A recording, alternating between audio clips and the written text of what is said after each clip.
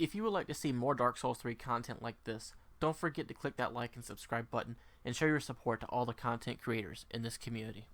Hello Dark Souls 3 fans, and welcome back to another episode of Methodical Gamer. Today we'll be taking a look at the Chaos Blade.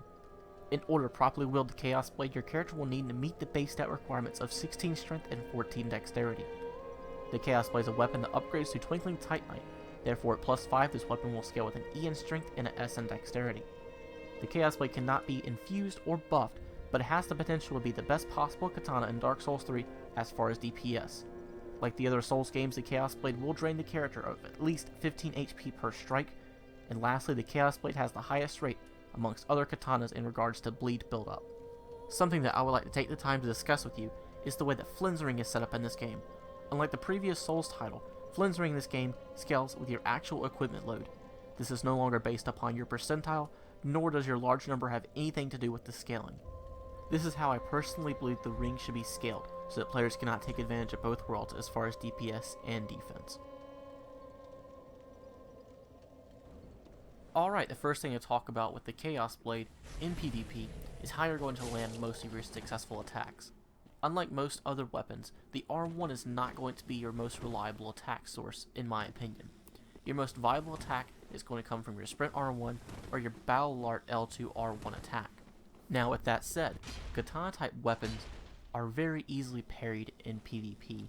You may notice a lot of the fights in this video, opponents are trying to parry me non-stop. I don't know if that's the new meta for this game, is trying to get the L2 parry off. I don't know. What I do know is you need to fool your opponent. You may notice I do a lot of target locking, and I'll spin my character around and act like I'm going for the R1, but it's just about faking your opponent out. That's what you really gotta do with the Chaos Blade. It's what you have to do with a lot of weapons, but mainly the Chaos Blade, because people are trying to get that parry, and there's a lot of builds in this game that can just one-shot your character. So, piece of advice, really try to outsmart the character that you're playing against, and don't let them parry you right off the bat. In the last part of the fight, my opponent makes the smart decision to switch from the Fume Ultra Great Sword to the Dark Sword. It's a smart decision on his part because he realizes I'm outreading his super slow Ultra Great Sword, and he goes for a faster attack. But ultimately the Chaos Blade is just a little bit quicker, and that's what's going to lead to my victory. Going back to my original statement, the way that you're going to get the most successful strikes with this build are your Battle Art R1s and your Sprint R1s. Sadly for the Chaos Blade, this weapon does not have an R1 gap closer like several other weapons in this game.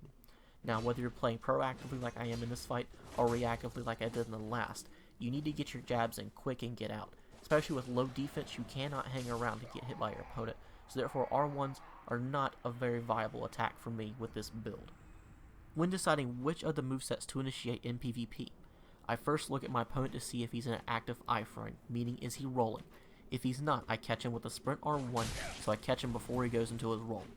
If he is, I hit him with the Battle Art R1, and I time it so when he's coming out of his active frames he catches the full brunt of the attack. Also as an added bonus, if your first attack connects with your opponent and they go to their roll, follow up with a Battle Art R1 and you'll still catch them when they come out of their frames. Thank you guys for watching this video.